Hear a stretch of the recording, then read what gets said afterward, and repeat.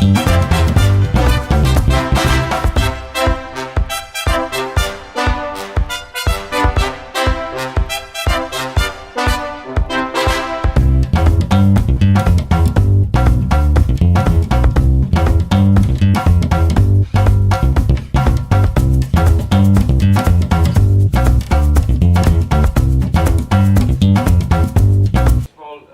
you to Dr. Navli, everyone here at Tata Times Network, the media present here. As we all know, that cancer is having a devastating impact on our society, quite some time, globally too. And there is a very alarming statistic that states that as of right now, 1 in 3 people will have cancer at some point of time in their life. And that statistic again alarmingly increases to 2 in 3 people by the time we reach 2030. So it is pretty much become an epidemic.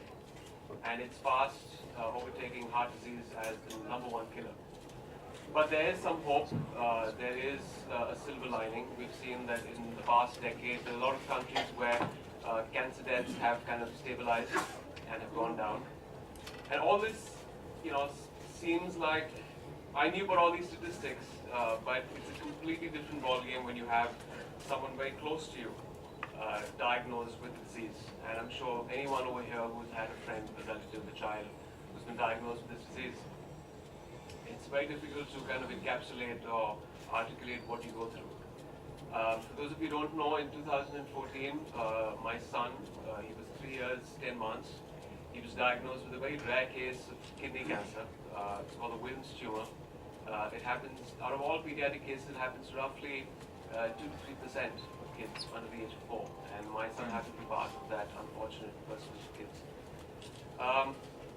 As a parent, as a caregiver in our family, we were shattered. We went through a lot of different emotions, pain, guilt, despair, depression.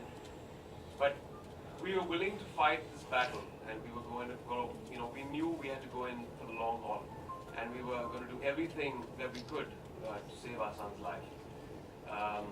We knew the treatment is going to continue for, 6-7 months, and after that there is a 5-year survival rate, so it's a battle that is still going on.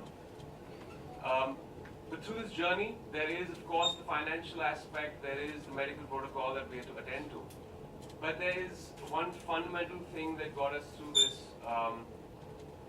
That was the information, that was the knowledge that we got on our side when our son got cancer.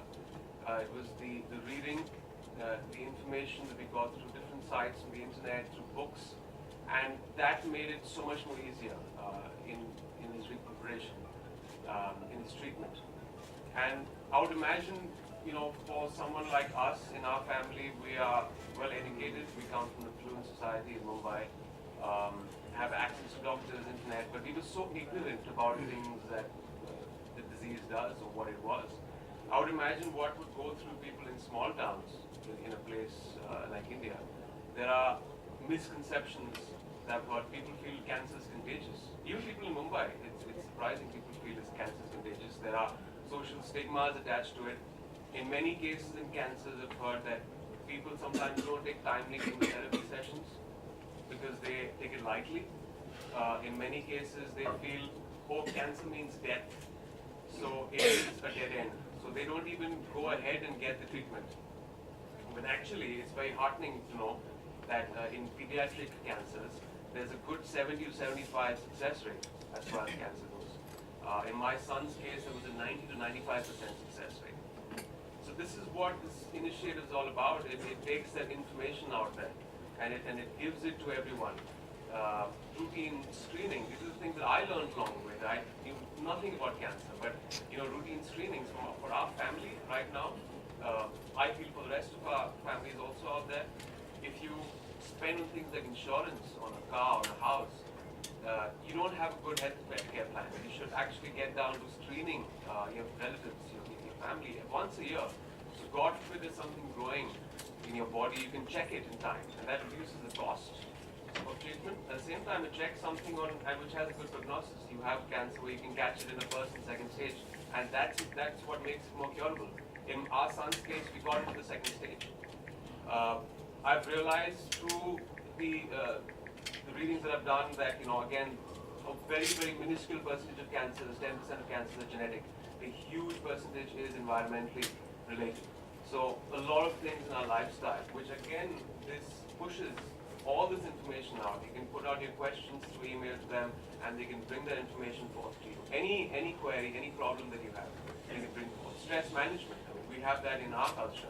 Meditation, yoga, we have, getting good sleep, eating well.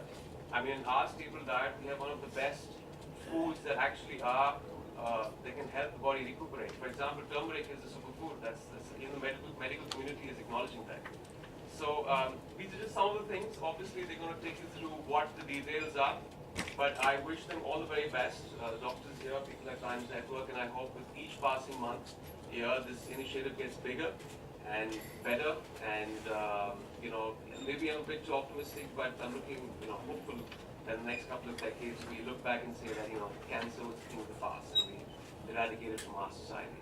So all the very best. And I guess we.